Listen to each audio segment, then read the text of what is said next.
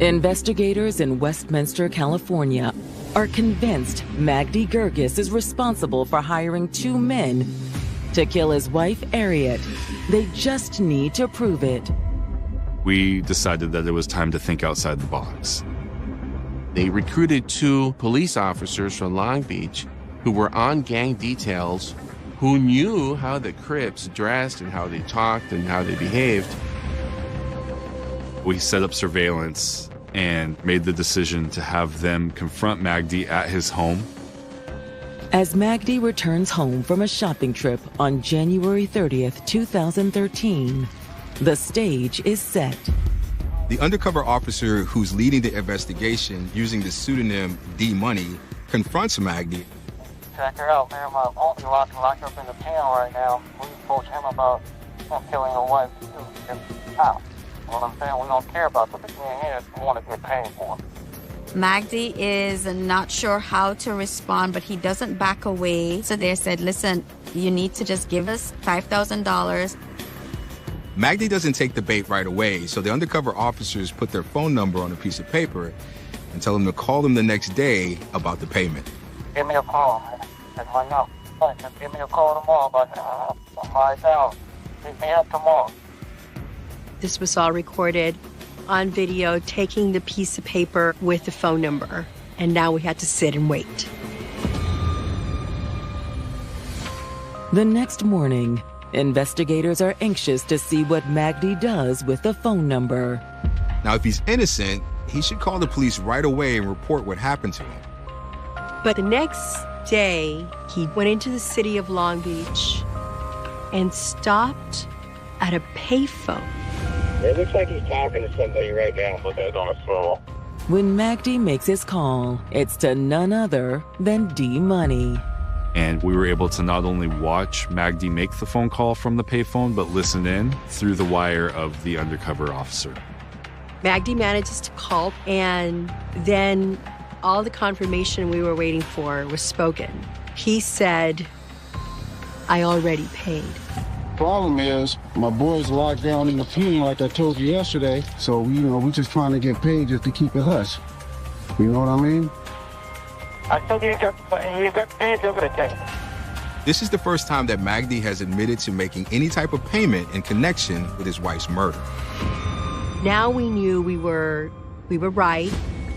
As the undercover officer plays along, Magdi shows his true colors. We got paid everything, but they pushing up on my boy, man. 5,000 ain't that much, man. I don't have it. That's the problem. 1,500 I have on me. Magdi once again showed what was most important to him, which was money, and began trying to negotiate down the $5,000. It was a great moment. Then, just as quickly as that moment came, we were back to the nail biting. Because the next thing he did was ask who the middleman was. This was new information to us. We were unaware of a middleman. For a moment, they wonder if everything is about to blow up in their faces. Fortunately for us, our undercover officer was quick to think on his feet. Everybody know who the middleman was. I ain't worried about that.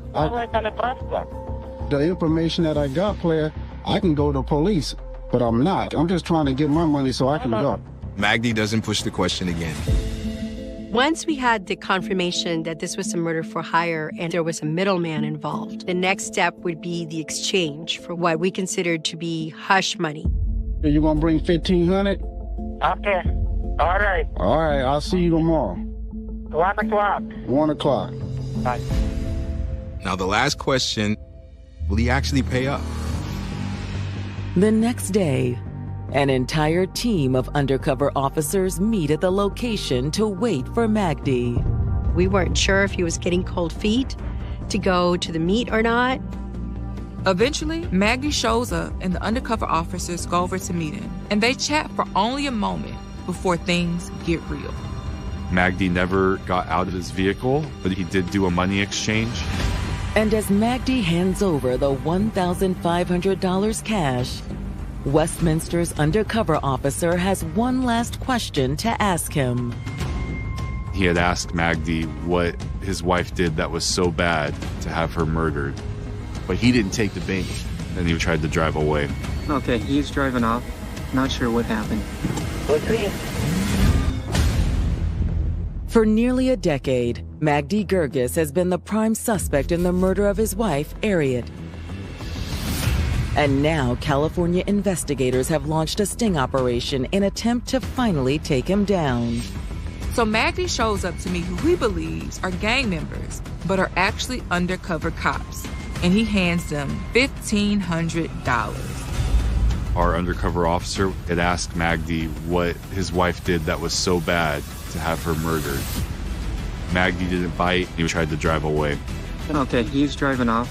Not sure what happened.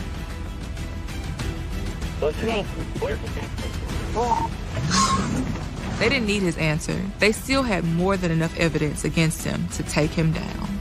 Long Beach is taking the takedown. Long Beach is doing the takedown. Stand by. When they made an arrest on my dad, I mean, it was like a bittersweet moment because it's like, you know, my father getting arrested, but at the same time, I felt like wow, like we finally are about to get some justice. Back at the station, detectives put Magdi in an interrogation room, and he immediately plays the victim. He becomes very agitated, crying. My wife problem is not solved yet. And we consider the husband as a suspect. You know why I know why you're suspect. You paid somebody to do this, and we know you paid them. Detectives here are pushing for a confession, or at least for Magdi to realize that he has incriminated himself. I'm not hired anybody. We recorded it. No. There's an old saying, even the dumbest fish won't get caught if he keeps his mouth shut. And this man did. He maintained that sort of silence throughout. To try to squeeze a confession out of him, the Westminster police think outside the box once again. They bring in their secret weapon, Magdi's son, Ryan Gerges. We believe that by utilizing Ryan as an interview tactic to confront his father, that maybe his father would break down and give us information. Both boys had not been speaking to their father since the death of their mother. They had moved out of the house. I'll step outside for privacy. Is that you? What's wrong with you? You forgot that? You don't even look the same. You don't look like the same person at all. And that's actually the first time that I confronted my dad about everything. And I sat there and I drilled him. I told him, like, how can you do this to our family? And I can't believe it. And he just opened up with like a sob story. How can you still live in the same house that a murder had taken place in? How can you... It's not easy, but I have no other choice. What are you talking about? You have different choices in your life. You had a choice not to hurt me and Richard. You had a choice not to hurt your wife. Unfortunately, he just sat there and denied everything and said he had nothing to do with it. I was loving you, caring for you, believe. No, you did not care for me. Okay, I can die now, and I know that my son doesn't want to see me. Thank you. It's okay, my son. You're gonna be my son forever, in my heart, okay? Can't do this no more. Thank you. I did walk away because I felt like my blood was boiling, but I just felt like I just got something off of my chest that day. Even without a confession, police have enough evidence to charge Magdi Gerges with capital murder. And finally, 10 years after Harriet Gerges' murder, Magdi's trial begins in the spring of 2014. The prosecution team paints Magdi as somebody who was focused on accumulating financial wealth, was selfish, and was an abuser. Harriet's domestic violence case against Magdi Gerges was one of the primary motives for why she was killed. He would lose his license if he was convicted of a felony at that time. So it was very important that that case go away. In addition to that, there was all of the divorce issues. He was very frugal, and he knew that if they would have divorced, my dad would have probably had to pay alimony. So prosecutors believe Magdi came up with a plan. He would eliminate his wife before she could ruin his reputation and take his precious money. Prosecutors believe that Magdi went through some type of middleman to hire two men to kill his wife. They're certain one of the men was Anthony Bridget, but the identities of the second killer and the middleman are still a mystery. Magdi gave them the code to the community gates and gave them a spare key to unlock the door. Then in September 29, 2004, two men entered the home and tied up the younger son, Ryan, so that he was out of the way. With Ryan tied up in the closet, the assailants carried out their deadly mission. They turned their attention to Ariette. They believe the other suspect was the one who actually killed Ariette. He stabbed her over and over again. This is the most horrific violence. Ariette's life was stolen at the very moment she tried to reclaim it. And that is the real tragedy. Yo, let's go, come on. After that, the killers fled and remained anonymous for years. It almost looked like Magdi would get away with it. But thanks to breakthroughs in DNA science, police were able to hone in on Anthony Bridget and, by extension, Magdi. Then prosecutors revealed their most damning evidence: the footage of Magdi paying hush money to the undercover officers. His evidence of guilt is all in his state of mind and that intent to kill and the actions he did to make sure that happened and to make sure that stayed quiet. But it's not as if you have someone with a smoking gun for the jury to say, well, this is the person who did it. And on April 17th, 2013, the decision is left for the jury to decide. Ultimately, they found Magdi Gerges guilty of first-degree murder and conspiracy to commit murder.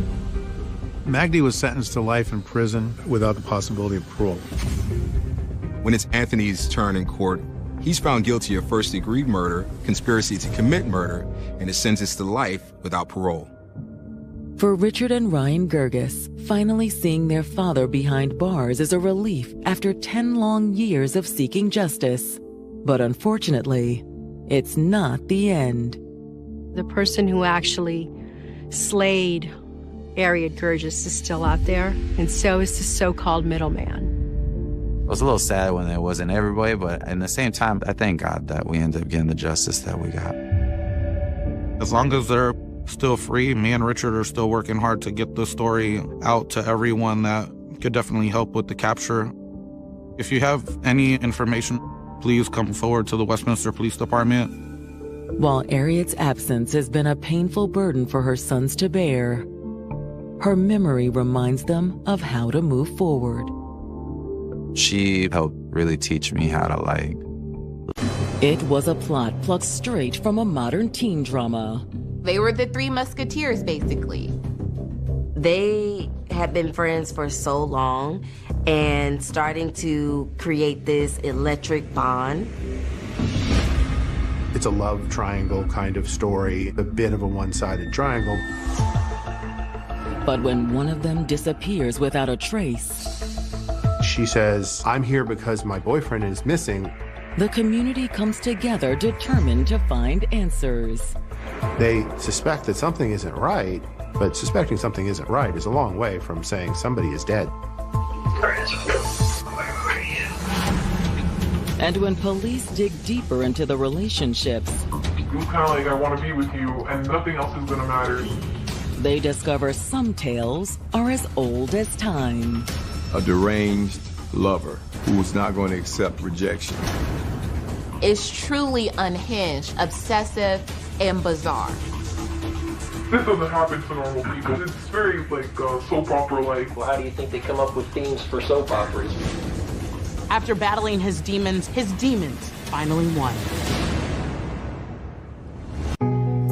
September 21st, 2012. With college football season in full swing, it's an exciting Friday morning in Gainesville, Florida. Gainesville is a quaint little college town. It houses the largest university in the state, the University of Florida, home of the Fighting Gators. No matter where you go in Gainesville, you're going to see orange and blue representing the University of Florida. As students across campus head to morning classes, abuzz with weekend planning. One young woman, Rebecca Johnson, is instead heading into the university police office. The University of Florida has their own police department. Just like a lot of major universities, they're responsible for the security and safety of all of the students and faculty.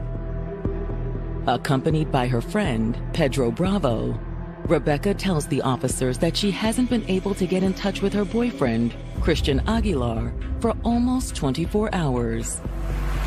Rebecca told the police that she and Christian were supposed to hang out the night before, and this was a very unusual behavior for him to not have shown up for their date. Pedro echoes Rebecca's concerns. Pedro mentioned that he had hung out with Christian the day before, that he hadn't seen or heard from him since that particular time. The desk officer assumed this was a circumstance where someone had essentially gone partying, as our students are prone to do. But Rebecca and Pedro insist that this sort of behavior is out of character for Christian. He's a conscientious student who never misses class. Chris wasn't like out partying. Chris was studying, he had tests, he was busy. It was the middle of the fall semester. She had something in her gut telling her that something was very, very wrong. Miami native Christian Aguilar may have been shy, but he always opened up around the people he loved. He was a very loving and caring person. When you were in front of Christian, you felt like you were the only thing in front of him.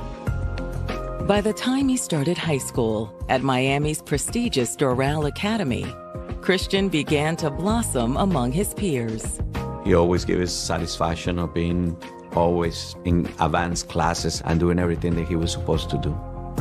Even with all his studying, Christian found time to have a full social calendar. This young man had two good friends that he had known throughout high school. One was Rebecca, and the other one was Pedro. Pedro and Rebecca were boyfriend and girlfriend in high school, and the three were known to have a really strong friendship. They always have good grades. They had great aspirations to go to the university. So I think that brought them together. They were the Three Musketeers, basically. But as college drew near, it looked like the trio of friends would go their separate ways.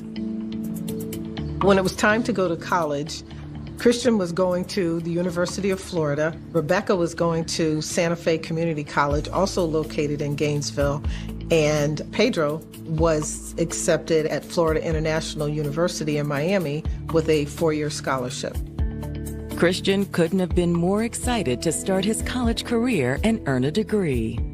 He decided to study biomedical engineering. He wanted to help people with physical impediments that have lost their arms, extremities. He was someone that really wanted to make a difference in this world, wanted to have an impact and help people.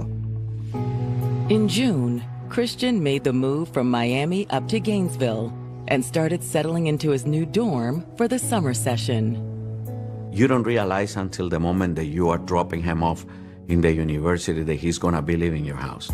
And like I'm telling you that Christian was a little bit shy, so we have our doubts that he was going to be okay by himself. Miami is about 5 hours away from Gainesville, so it can be kind of scary when you're not around the rest of your family, especially being that far away. But around the 4th of July, Christian found a cure for his homesickness when he ran into his old friend Rebecca Johnson at an event in Gainesville. They end up seeing each other July 4th at a fireworks demonstration on the campus of the University of Florida. When they met at the 4th of July, it was fireworks between the two. It was instant fireworks. In high school, Christian had seen Rebecca as a good friend who was dating his buddy, Pedro. But Rebecca tells Christian they'd recently split up. At that time, she was no longer in relationship with Pedro, and so she was free to date. And before long, romantic sparks between Christian and Rebecca ignited into flames. The old friends never went a day without calling, texting, or seeing one another in person. She and Christian developed a very fast and intense relationship. They had been friends for so long and were starting to create this electric romantic bond.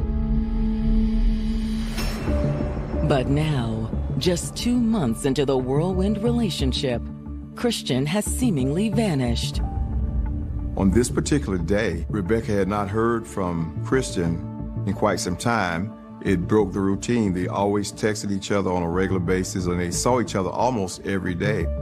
Rebecca was so concerned about Christian, she enlisted his friend and her ex, Pedro Bravo, to help look for him.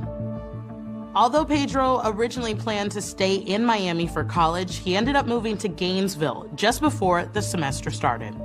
Rebecca also calls Christian's parents to let them know what's going on. She called us at 9 o'clock in the morning, letting us know that Christian was missing.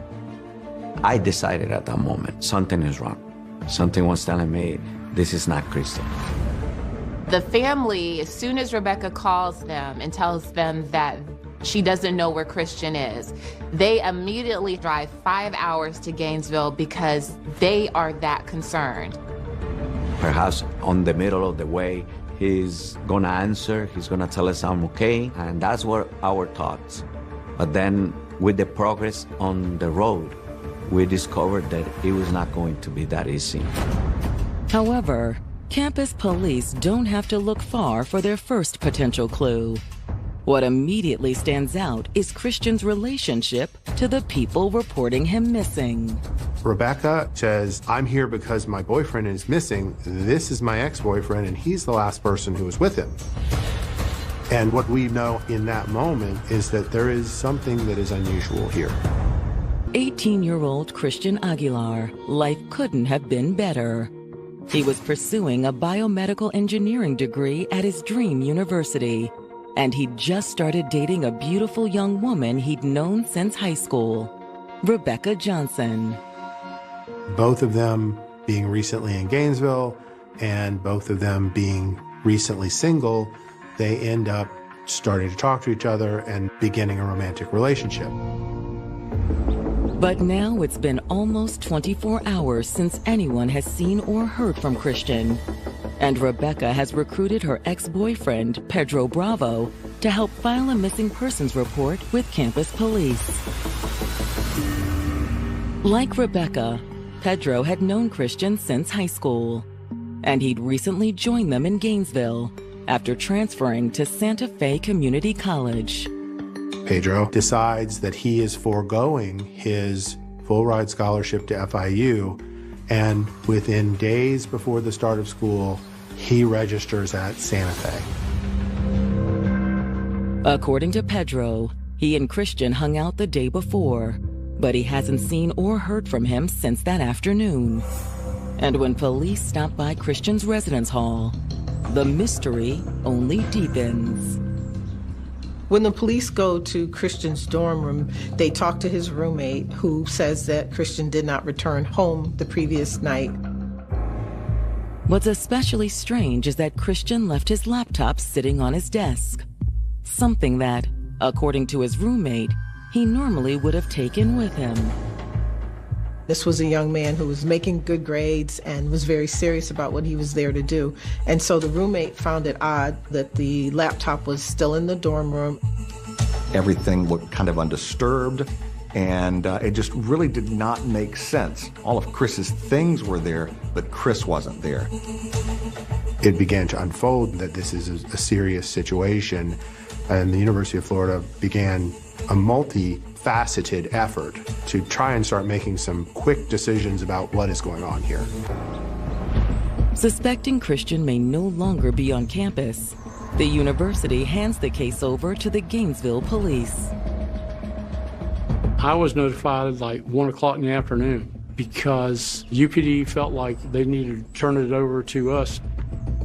Detectives' first order of business is to get more detailed statements from Christian's two friends, Rebecca and Pedro. The investigators start with Pedro. See if we can locate Christian or figure out where he may have been, please. I started talking to Pedro at that time, asking, from the very beginning, what happened.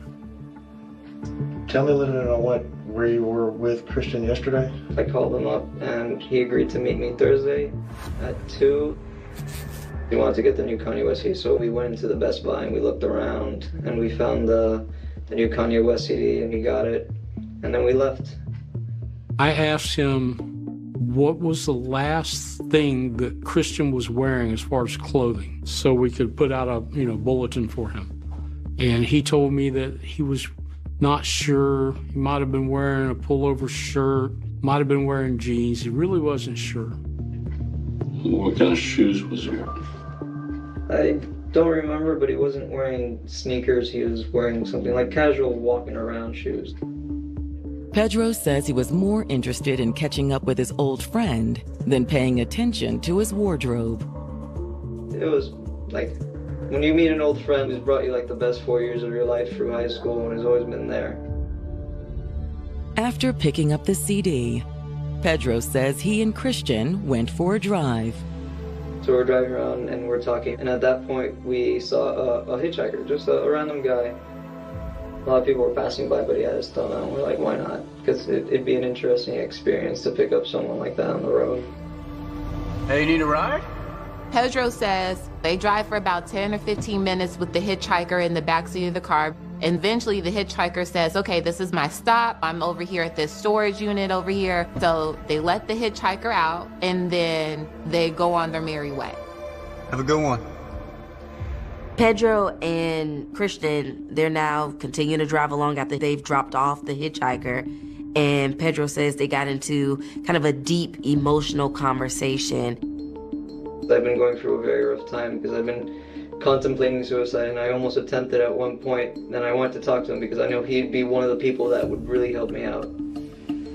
Pedro says Christian tried to comfort him, but Pedro lashed out, and the discussion got heated. I said, you don't understand what I'm going through. And he's like, I think I understand what I'm going through. And he got frustrated and angry at me, and he's like, stop the car, I want to get off. His versions of the events has he and Chris having a verbal disagreement, and Chris simply saying, I'd like to get out of the car. Him stopping and saying, okay, see you later, bye. In my mind, I'm like, fine, you don't want to help me?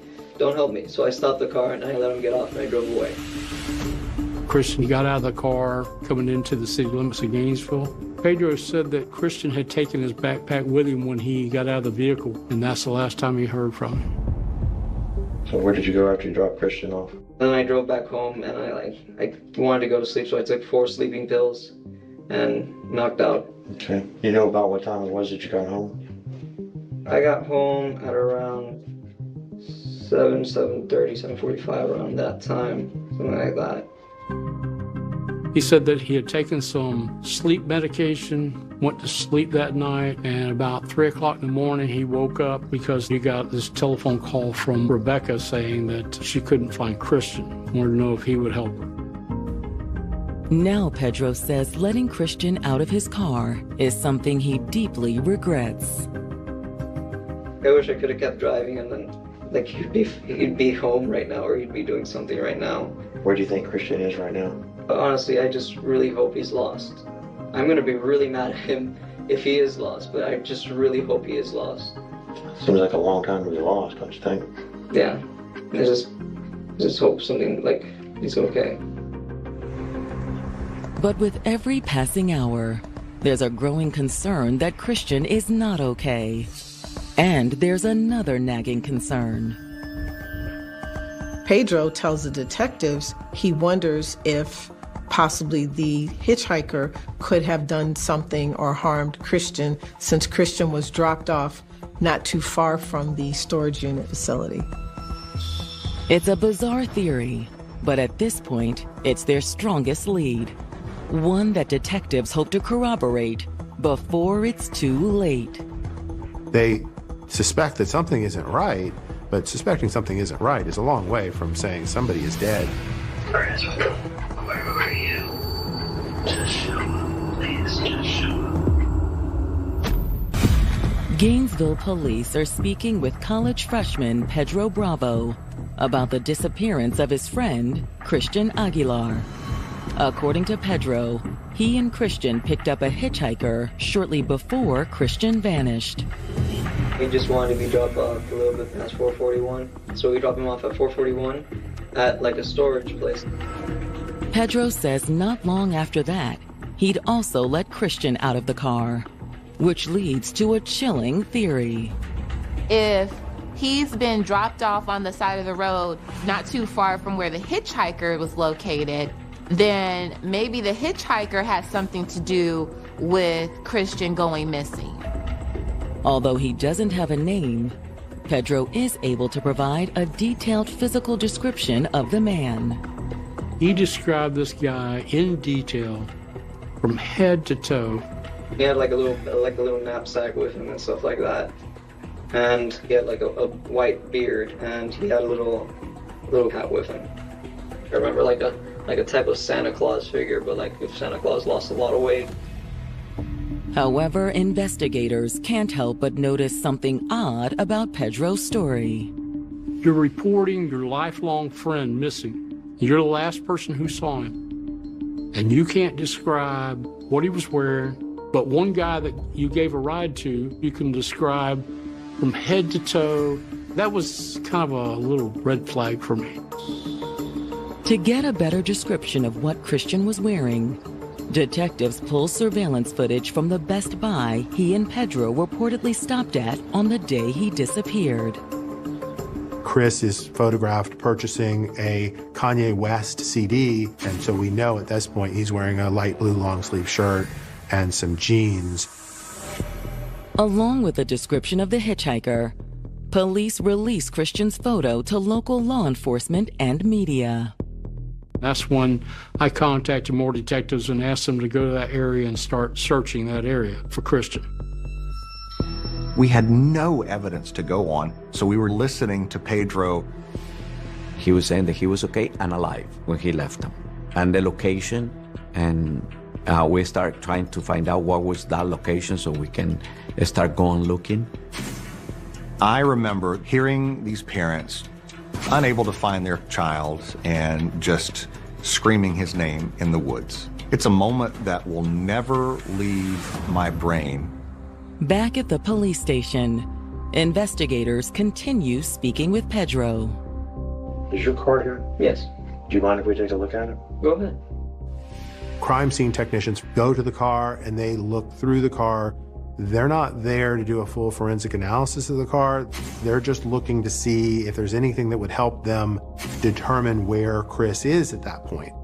They locate a receipt at approximately 1 o'clock in the morning. He is buying some kind of meal at McDonald's. So that's ringing alarm bells for police, because Pedro told them that he went to bed early and took a bunch of sleeping pills. Detective Roberts returns to the interview room and confronts Pedro about the receipt. But Pedro says he can explain.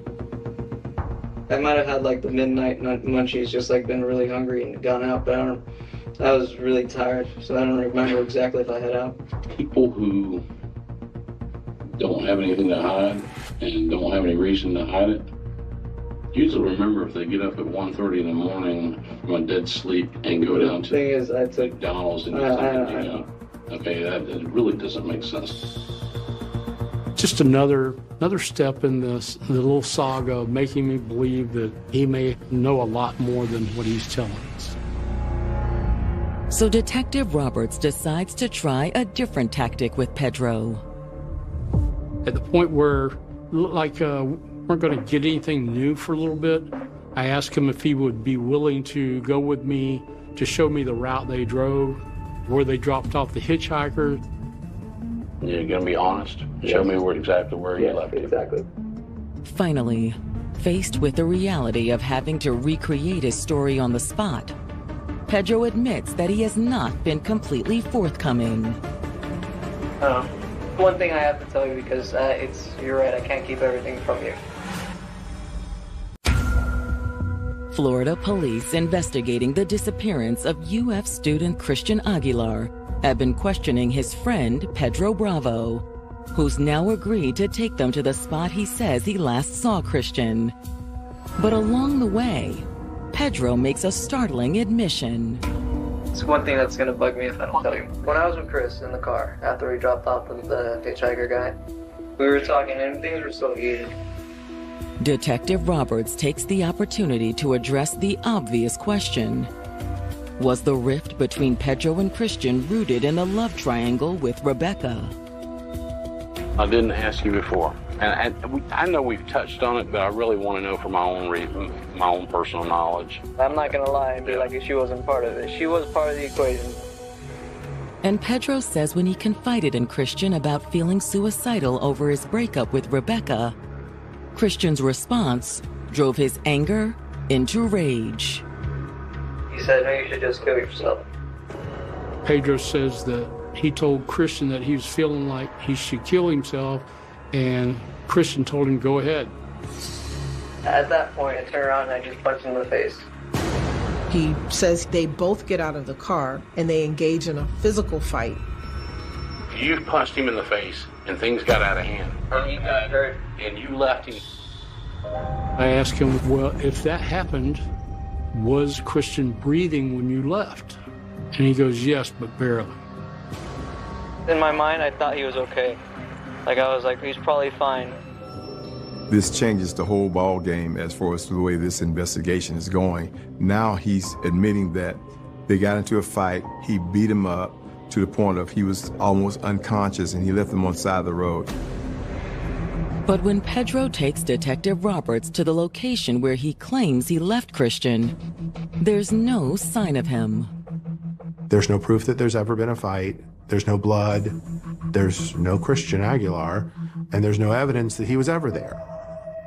And with no leads on the hitchhiker's identity, investigators suspect Pedro may have made that character up entirely.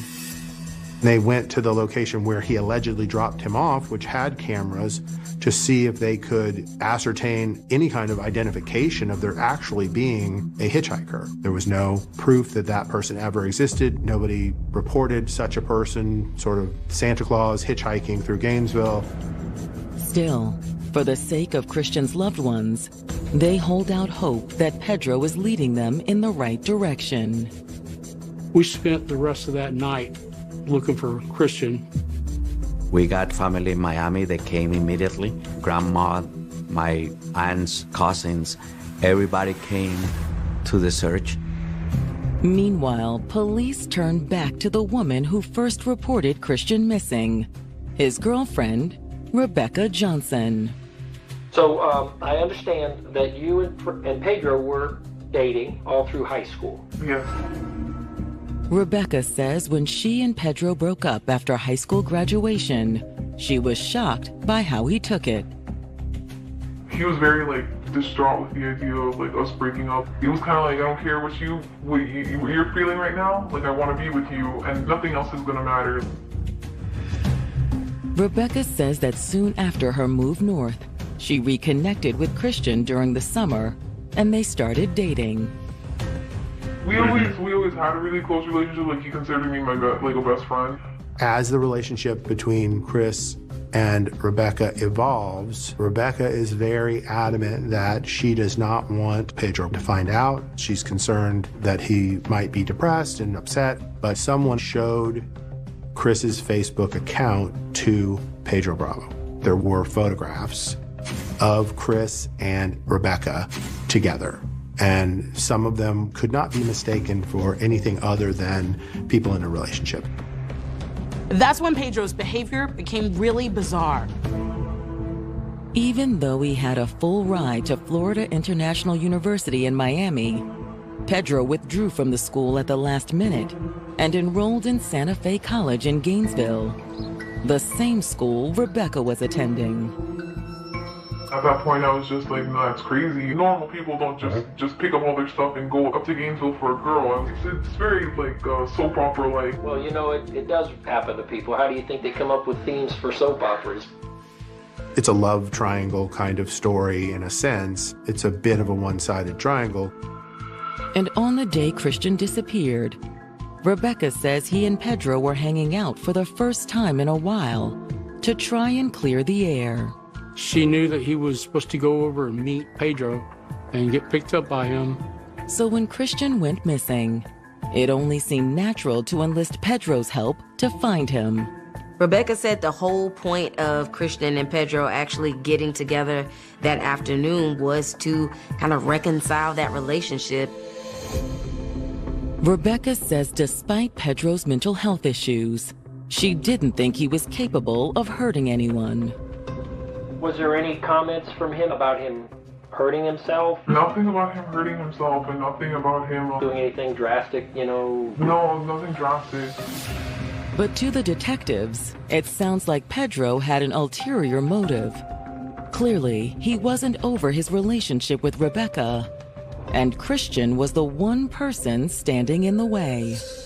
As suspicious as police are at this point during the investigation, they still don't really have hard evidence to say that Pedro actually killed Christian. However, since Pedro already admitted to beating Christian up and leaving him on the side of the highway, the police are able to formally charge him. At that point, he was arrested for the criminal offense of failure to render aid to a person that you had harmed. Convinced they're on the right track, investigators obtain a search warrant for Pedro's apartment. We looked in the trash can. We found some, what I would call cut open sleeping capsules. They had all been sliced open and squeezed out. And when police make their way to Pedro's closet, they unpack their most incriminating evidence yet. We saw this luggage in there. Inside that was a briefcase. And when we opened the briefcase, it had Christian's driver's license, his student ID card. They found receipts, and those receipts showed him purchasing diphenhydramine, a sleeping agent, and he's purchasing things like duct tape, razor blades, a shovel. Police also find a journal in Pedro's bedroom, detailing his obsession with Rebecca. He's written these obsessive, unhinged notes about how he wants to get Rebecca back. No one will stop him. Nothing's getting in his way.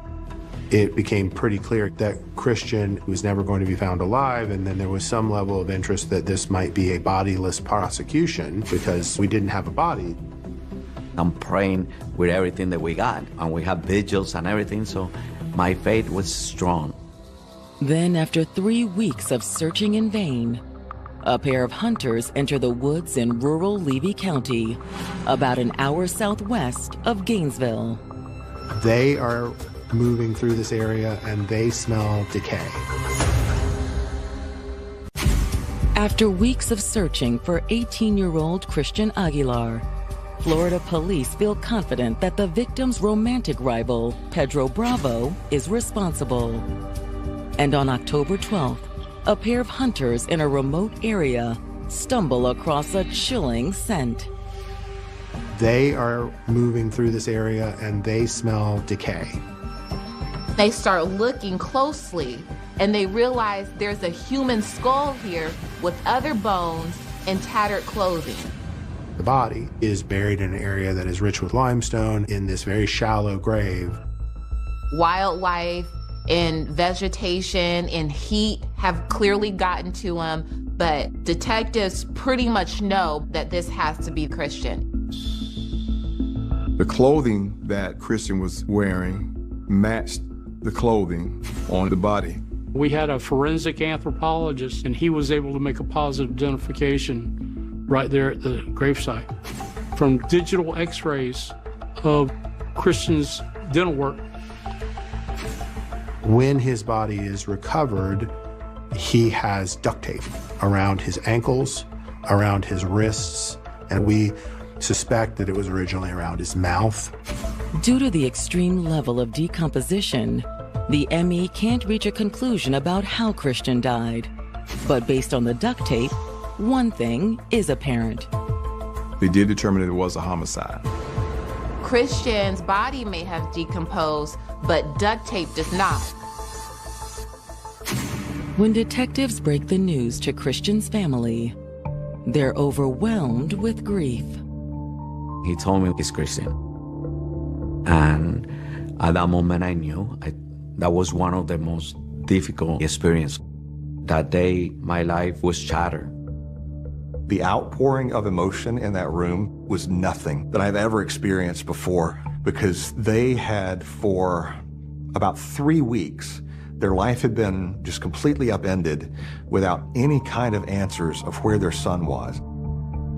Following the discovery of Christian's remains, Pedro's charges are upgraded to first-degree murder.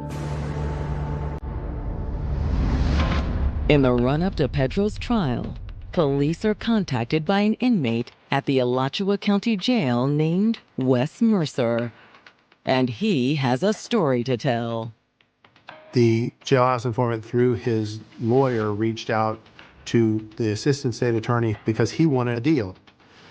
Wes Mercer comes forward and says that Pedro admitted to killing Christian. He told me everything. At first, detectives are skeptical of the informant. That is, until he starts revealing specific details about the investigation that only a guilty party would know. Wes, the cellmate, says that Pedro told him that he laced Christian's sports drink with sleeping pills. Christian passed out, and then he said he got a toe strap and got in the backseat of the car, and he strangled him. He explicitly said that it took 13 minutes for him to take his last breath. That's when he was able to take Christian out to Levy County and then bury him in a shallow grave. Wes's statement lines up with the evidence police have recovered. But what he says next takes them completely by surprise. He's not done. He's not done? What do you mean he's not done? Pedro apparently wants to orchestrate this entire plan to commit even more murders from the jail. Pedro spoke with him about wanting to harm or kill other students at the University of Florida. Police in Gainesville, Florida are finally ready to prosecute Pedro Bravo for the murder of his former best friend, Christian Aguilar. But before Pedro's trial even begins, a jailhouse tip adds a bizarre wrinkle to the case. He's not done. He's not done? What do you mean he's not done? He told us that Pedro Bravo wanted him to arrange for some of his friends to go out and commit another homicide or two, and to do it in the same manner that was used on Christian, to make it look like there was a serial killer loose in Gainesville. This shows the demented mind of Pedro, where he comes up with this plot to say, help me create a serial killer, so that it appears that there's a serial killer out there, and then police will let me go because they'll believe that I didn't do it. With a mountain of evidence piling up against him, Pedro Bravo goes to trial in August of 2014, almost 2 years after Christian's death. The prosecutor's opening statement was that this is a case of jealousy, that Pedro was jealous of his ex-girlfriend's relationship with his friend Christian. His intent was to get Rebecca back in his life as his girlfriend. The killing of Christian Aguilar was simply one part of that plan. Since he had no prior record or history of violence, Pedro thought he'd easily get away with it. It's truly unhinged, obsessive, and bizarre. He's a sociopath. Prosecutors say without any warning signs, Pedro set his psychotic plan in motion on the afternoon of September 20th, 2012. Pedro had been trying to contact Christian to arrange for them to get together to have a conversation. Christian decided to go ahead and meet him, so Pedro picked him up in his vehicle. Pedro laced a sports drink that he gave to Christian. He laced it with sleep medication.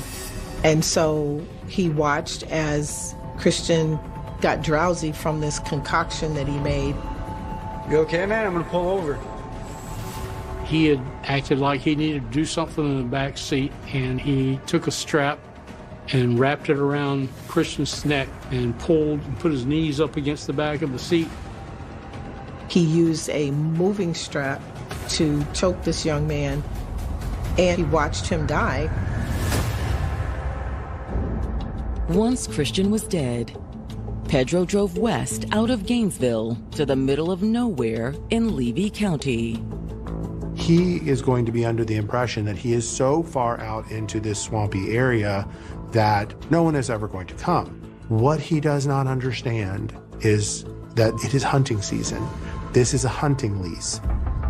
As a shock to everyone, Pedro decides to take the stand in his own defense. During his testimony of 4 hours, Pedro didn't crack. Pedro insisted on his innocence, and it appeared that he was very confident that he was going to be found not guilty and was going to walk out of court a free man. You keep saying a lie, a lie, a lie, a lie, and it becomes true in his mind, not in ours. But that's what he's doing. It's Pedro being Pedro. After a 2-week trial, it only takes the jury a few hours to render a verdict. Guilty. We had charged him with 9 different counts, and he was found guilty of every one of those counts. 3 of those charges qualified him for a life sentence, and he was sentenced to life on every one of those counts consecutively. So 3 consecutive life sentences. It was almost a deflation in the courtroom when the verdict was read. I felt and heard the Aguilars just finally let out that emotion that they had been bottling up for so long. We were relieved, thinking that, now we can do our grieving. It doesn't bring Christian back, but it was satisfying to know that we had done our job and that justice had been done for Christian. But 11 years later, on March 12, 2025, that justice would be cut short. At the age of 31, Pedro committed suicide in prison. After battling his demons finally won. This is a case that really sends chills down my spine, because it's the story of how someone just does not know how to let a relationship go. Christian is not dead. He remains in my life, in my family, in my community, and will remain like that.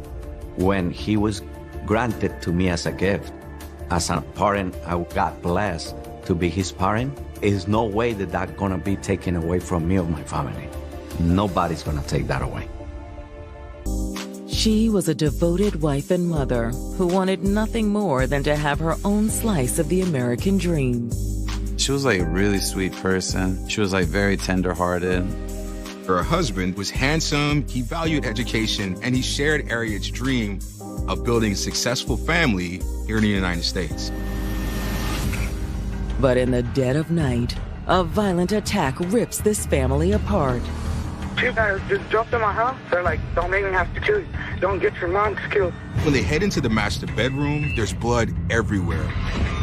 She had been slaughtered. To be killed in such a violent way sends a different message. But who had a motive to kill this loving mother? Your mom's dead. No! No, she's not! She's not! She had absolutely no enemies. Every direction that detectives looked, they could not find anything. Years go by as her killers walk free, until investigators determine enough is enough. We decided that it was time to think outside the box. Police put together a sting operation. It was a great moment. Then, just as quickly as that moment came, we were back to the nail biting. I was kind of in the bottom of my stomach, like, oh shoot, this is like really not good. Okay, he's driving off. Not sure what happened. September 29th, 2004. On this cool autumn night, most residents of Westminster, California are sound asleep. Westminster's a smaller bedroom community, about 11 square miles. It is about 5 to 10 miles from the beach. It can be busy. It can also be a quiet city. But at 3:30 a.m., the typical quiet night is interrupted by a disturbing 911 call from 17-year-old Ryan Gerges. Ryan Gerges called in a panic to say that he had been attacked. Sir, what happened? Two guys just jumped in my house, and then they tied me up and they put me in the closet. Are they gone now? I don't know. I'm running to the neighbor's house. Ryan is frantic because his mother, 55-year-old Harriet Gerges, may be in danger. My mom was inside the house, but they probably beat her up and took her or something. I don't know. I didn't want to stay around. He doesn't know what to do, so he grabs his phone and he runs out of the house. Aren't you concerned about your mother? I am concerned about my mother. That's why I don't want to go in there and have nothing on me. They're like, don't make me have to kill you. Don't get your mom killed. Ryan says, I was in fear for my life. I was in survival mode. If it were me, I'd be very concerned about my mother. I want you to go back to your house. I know, but I don't want to go back and have them there and they shoot me. We'll be out there in a minute, okay? Egyptian beauty Harriet Gerges was known for always putting others before herself. She was like a really sweet person. She was like very tender-hearted. She was just very compassionate. Harriet had big dreams of getting married and starting a family in the United States. And in 1980, her dreams became a reality. Friends and family of Harriet in Egypt said that they found a nice young man that they wanted to set her up with, Magdi Gerges. Magdi Gerges checked all the boxes Harriet was looking for. He was handsome, he valued education, and he shared Harriet's dream of building a successful family here in the United States. The two wasted no time tying the knot. The marriage itself was arranged, and it occurred within 2 weeks. After the wedding, the couple moved to Long Beach, California, where they were blessed with 2 sons, Richard and Ryan. They built a life for themselves and did whatever they could to provide for their kids over the years. My mom would work in like a sterile lab, like actually soldering like the chips and stuff. However, Magdi was the primary breadwinner in the family. He worked as a respiratory therapist at Torrance Memorial Hospital. Like many immigrants, Magdi had an incredibly strong work ethic and drive to succeed.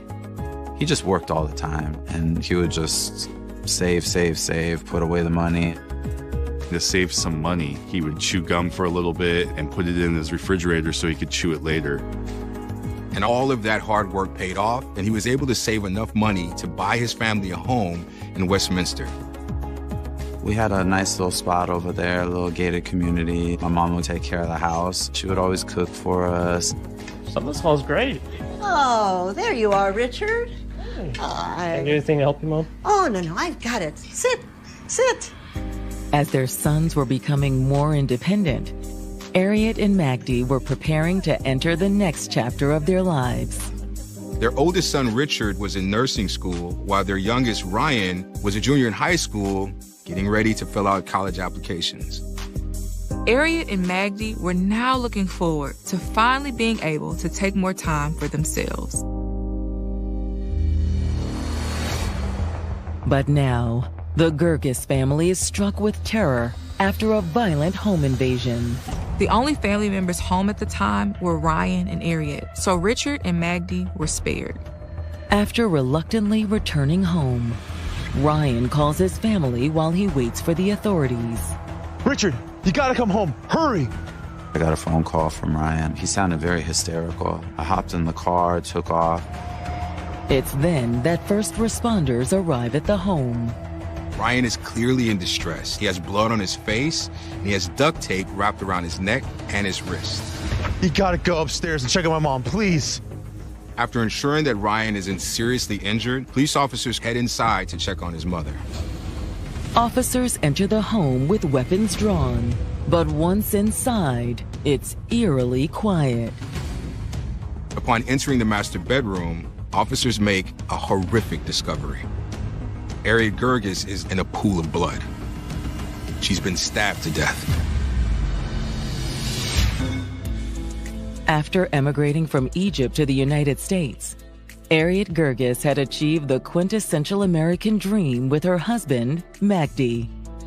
The couple had 2 sons and built a home for their family in Westminster, California. But now, police have just found Harriet brutally stabbed to death in their Southern California home. Harriet wasn't just stabbed to death. She was nearly decapitated. We're gonna need homicide down here. We'll secure the scene. Authorities' next objective is to tend to the 911 caller, Harriet's son, 17-year-old Ryan Gerges. Ryan had several pieces of evidence still on him, including duct tape, so he needed to be processed by our forensics. First, his hands were bagged. Hey, what's going on? Where's Mom? As soon as I got home, I could see my little brother, and he had like bags on his hands. And I was like, what's going on? Where's my mom? Where's my mom? They didn't want to answer. At this point, police don't know who's all involved in the crime. Please, come with me. And then they ended up taking me and Ryan to the police station. Moments later, homicide detectives and CSI arrive on scene to investigate. When they go into the master bedroom, there's blood everywhere. And the bed next to where Harriet's body is found is filled with stab marks, as though the assailant stabbed her over and over and over again in a vicious rage. She had been slaughtered. Faced with the brutality of the crime scene, investigators now wonder, was this a botched robbery or something far more sinister? Looking through the rest of the house, it doesn't appear that anything has been stolen. There was nothing taken. There was nothing of value taken, and there was money, and there were other things like jewelry found in the house in plain view. On top of that, there's no signs of forced entry, and the family lives in a gated community that requires a code just to get in. To be killed and stabbed in such a violent way sends a different message. Harriet was killed by someone who knew her. Hoping to get some answers, detectives head back to the station to speak with the Gerges brothers. They decide to put Ryan and Richard in separate interrogation rooms. Investigators sit down with Ryan first. He was the only precipient witness to this and the only person in the house. Really, at this point, he's the only suspect. Is my mom doing all right? I think we're going to talk about that in a second, okay? All right. Detectives don't waste any time cutting right to the chase. Did you have a chance to check on your mom before you ran the house? Nah, I didn't have a chance at all because I was thinking like survival mode. He was just afraid of what he might find behind the closed bedroom door. But now, Ryan is ready to clear his name and tell police everything. It did make me feel uncomfortable by the questions that they were asking, but I was the only other person in the home during that time. I know that they needed to get the story straight, so I felt like I just needed to lay everything out on the table for them. Ryan says it all began around 3:20 that morning. I woke up to the door opening. I thought it was my mom or something. And then one of them put their hands over my mouth and they were like, don't say anything. Don't say anything. What the? Shut up, kid. And then I also felt something like in my mouth, like gloves. So I bit down on the hand. And then I jumped up. And then they both pushed me. And then I fell over. I got slammed on the floor. My hands were duct taped. They also wrapped duct tape around his mouth so he couldn't speak. I noticed that the person that had tied me was taking off his gloves to grab like some shoestrings. Then they used his shoelaces to wrap around his wrist to reinforce the duct tape. I was bound at this point, and then I was thrown in the closet. That's when Harriet, awoken by the commotion, ran into the room. Oh, please don't hurt my son. You can have anything you want. When I was in the closet, I was still able to see a little bit. My mom came and then the guy like put the tape over my mom's mouth and everything. And she was resisting him, but my mom was like, not. And then I took her somewhere. He saw his mom being escorted off by the other suspect into her room. After that, things went quiet. When I was in the closet, my heart was beating real, I couldn't really hear like every little small thing. But after a few excruciating moments in the closet, Ryan heard a familiar noise. He heard footsteps that sound like they were walking away, and then a car engine starting outside. I was like, it's either now or never, if I'm gonna get out. So I broke free, got the tape off me and all that. I told myself that I needed to just run to my cell phone right away and then just run out of the house and then call 911. After Ryan's story, detectives no longer believe he had anything to do with his mom's death. It's obvious he was just another victim.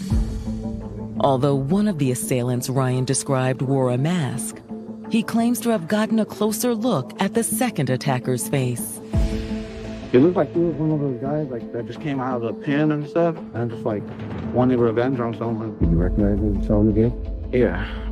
Ryan agreed to later sit down with a sketch artist to describe the man's face so they could get a good visual of at least one of the men to start hunting for.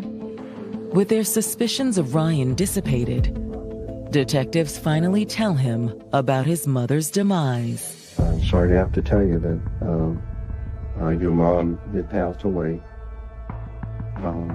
We're obviously going through the process of trying to do everything we can to make sure we find the people that are responsible for this.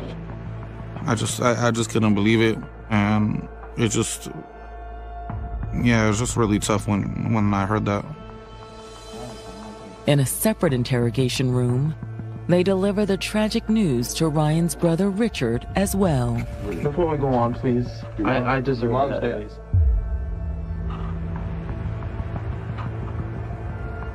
So we have a murder investigation. Oh, no, she's not. No, she's not. I didn't hear that. My whole world went in slow motion. I remember I was pretty distraught. No! No, she's not! She's not! Richard, take it easy. No! For the two young men, it's difficult to wrap their heads around their mother's death. My mom was a very sweet, loving person, and she went to church a lot, and she didn't have any enemies. But when detectives ask if there's anyone who could possibly be behind this, Harriet's sons has just one person in mind. The only person that she had a problem with was my dad.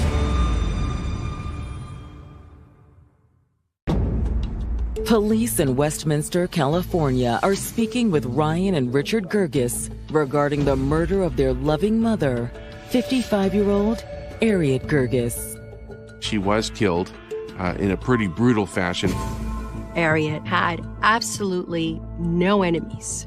She was beloved in her community. She had a very small circle.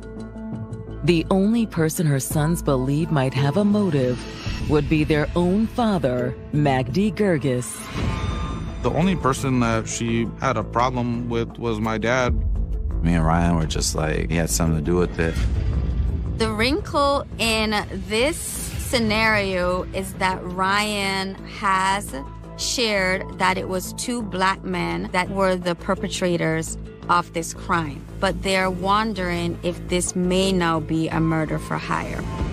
But why would their father want to pay someone to kill his own wife? According to Richard, his parents' relationship wasn't as rosy as it appeared. Richard says his parents are in a heated divorce. He says that his father even moved out of the house recently, which is why he wasn't there during the attack. I don't know. We had Like the whole situation with my dad, they had like the whole court case going. That's when Richard tells detectives a story, and it all begins to make sense. It was around their anniversary time, and he didn't do anything. And she told him, like, hey, you know, like, why don't you take me anywhere? Or like, you know, it's our anniversary, you know, we should be celebrating this. And she was really upset. You're not listening to me. You never put in any effort anymore. Oh, here we go again. Why did I ever marry you? You're so selfish. In response, Magdi did something that no one, including Harriet, could anticipate. He got really upset and ended up punching her in the face. Magdi had actually abused Harriet for years, but it had never been this bad. I had walked in and I'd seen my mom. She had tears coming down, and I saw my brother. He was like, Dad hit her, Dad hit her. Oh my God, Mom. This has gone too far. I confronted him. He just told me to like stay out of it. So I ended up taking her to the hospital. At the hospital, Harriet was diagnosed with a broken nose and a hairline fracture beneath her left eye. Magdi had physically abused her for years, but this time would be the last time. She told him that, you know, my dad punched her in the face, and then that got the cops involved. By the time Harriet and her sons got home, Magdi was on his way out, in handcuffs. We were all like pretty shocked because we came home and the police were there. When they like put handcuffs on him, I remember him looking at me and he was like, this is because of you. You did this to me! You'll be sorry, all of you! Police officers followed up with Harriet and helped her get a protection order against Magdi, which banned Magdi from coming anywhere near her or the family home. She really like ripped at him, like, you know, like he was abusive to me this whole time. Everything she said was true. She wanted a divorce. Magdi was obviously infuriated. Now, he could potentially lose his licensing where he worked at the hospital, and he could be out of a lot of money. If she prevailed in the divorce, he could lose half his property, including the home that he worked so hard to buy. Now with Magdi arrested, the family lived in fear of what he would do when he made bail. He got that like stone cold look in his eyes because we've never really crossed him that way. I was kind of in the bottom of my stomach like, oh shoot, this is like really not good. This guy's gonna retaliate. Westminster police have just learned that murder victim Harriet Gerges had a very tumultuous relationship with her husband, Magdi. Magdi had been abusive toward Harriet for years, but after a violent punch to the face, she subsequently pressed charges and filed for divorce.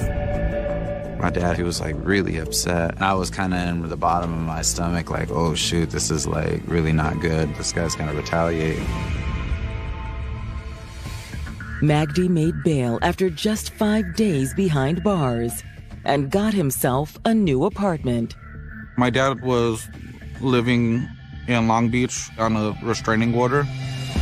Now, 7 months later, it seems Magdi is the only person with a motive to want Harriet dead.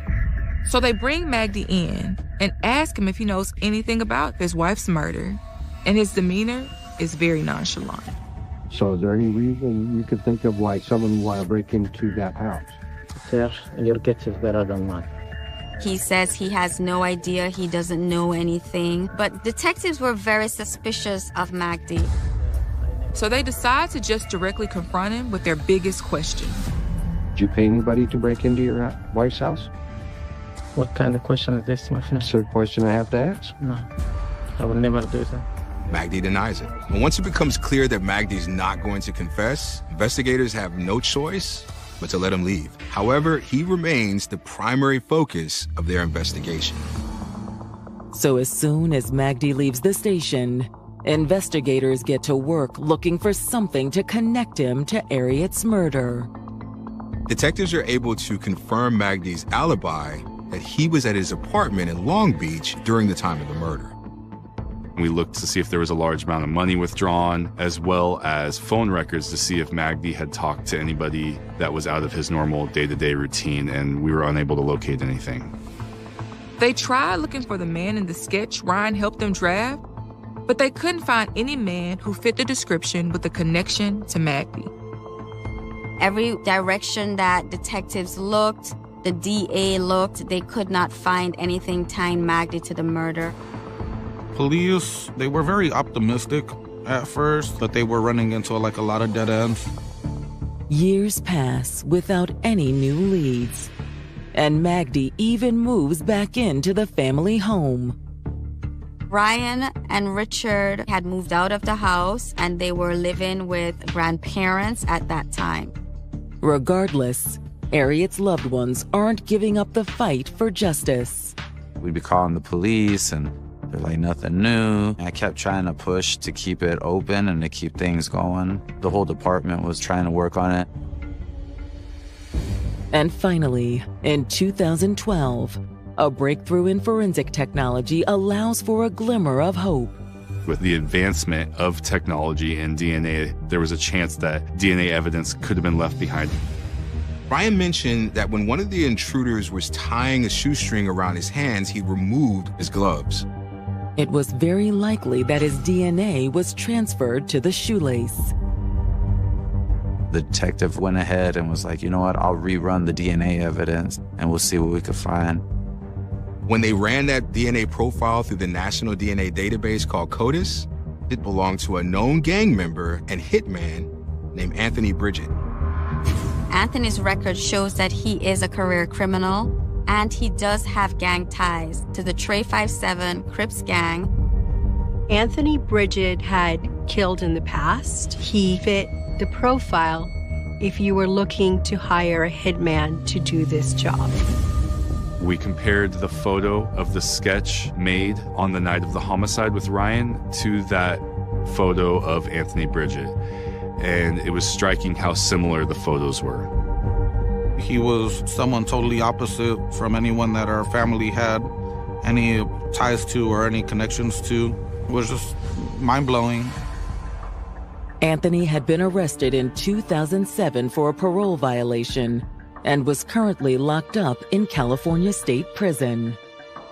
But now that they found Anthony, they're still wondering, did Magdi actually hire him? Or did Anthony have his own motive for the break-in? Desperate for answers, detectives take a trip down to the prison to meet Anthony Bridget in person. They're hoping that once they present all of the evidence they have on Anthony, he'll flip on Magdi to save his own skin. Several of our detectives went up to interview him. Unfortunately, he didn't say much information. Anthony refuses to give them any intel on Magdi or his mysterious accomplice from the night of the murder. He's not talking. You know how it is with gang members. Snitches get stitches, right? With Anthony a dead end, investigators must find another way to get the truth. So they meet with the district attorney's office to come up with a plan. We decided that it was time to think outside the box. We came up with an idea. If we posed as a friend of Anthony Bridget, who we knew was involved in the killing, and asked Magdi for more money, then we would confirm that our suspicions were true, that this was a murder for hire. At that point, only two things could happen. Magdi could call the police and complain he's being harassed by gang members, which is what an innocent man would do, or he could react by paying them off.